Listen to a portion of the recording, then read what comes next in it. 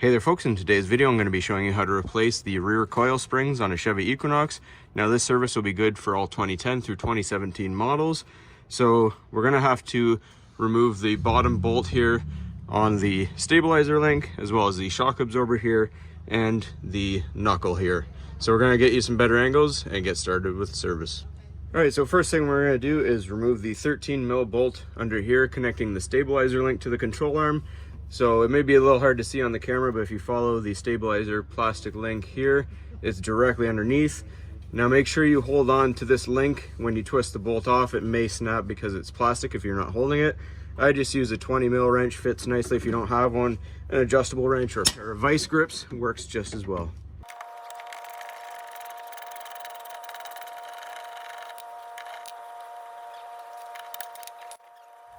Alright, so next what we want to do is remove this 18mm bolt on the shock absorber. Then you just might need to have your floor jack under your control arm because this wants to drop down, making it hard to get the bolt out. So we're just going to prop it up real quick to level out that bolt, just to pull it out like that.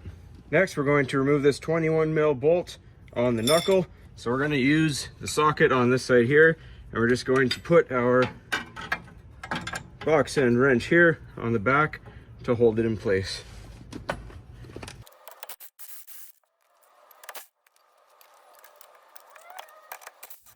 Alright, so now we just put a pry bar of sorts into the knuckle there.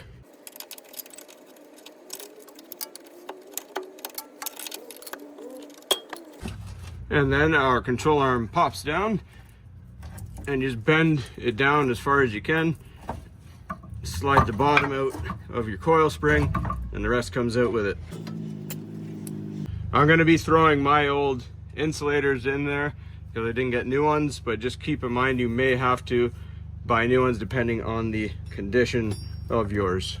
Alright, so before you do any reinstallation of your new springs and your insulators here, just take a look inside. As you can see, this one is absolutely filled with dirt and gravel.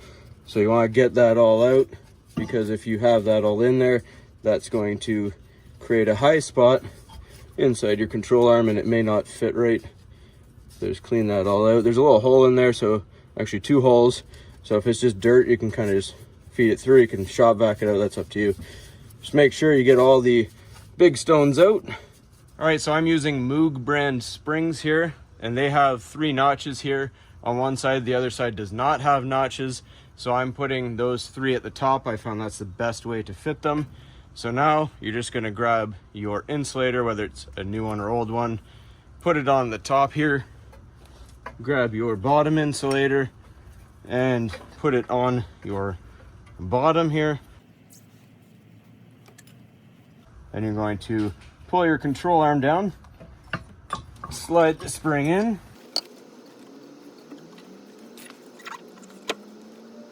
all right, just like that. And make sure your stabilizer link here, you'll have the hole there.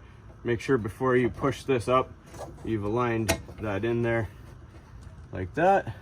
And don't worry about this stopper rubbing on the spring. When you push this up with the jack, it will line itself up nicely. All right, so next what we want to do is use our floor jack to pump up our lower control arm till it meets the knuckle here so we can line our bolt up.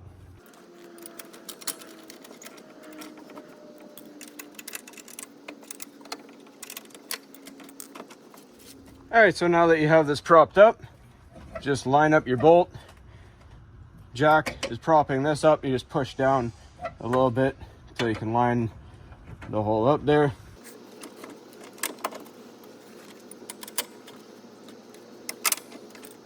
All right, then you're just gonna adjust your jack if you need to, pump it up or lower it till you see, while you're looking at the other side of this bolt over here, so it lines up with the hole. Once it does, you're good to start screwing it in.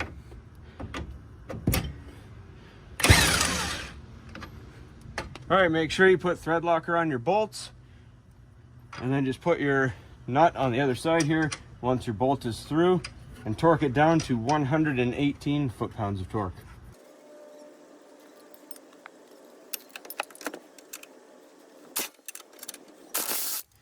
All right, now to get the shock absorber mount bolt back on, again, thread locker on everything.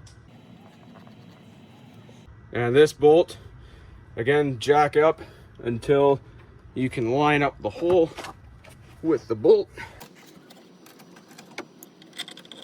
And this goes to 81 foot-pounds of torque.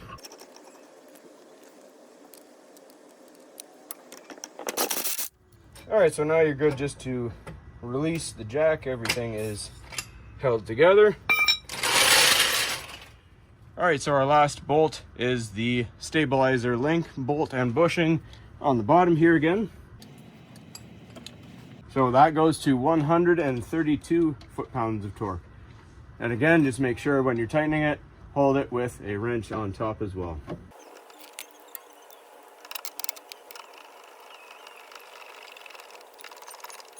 All right, and then obviously just throw your wheel back on, and the lug nuts go to 140 foot-pounds of torque, and just take it for a test drive just to make sure everything is good to go.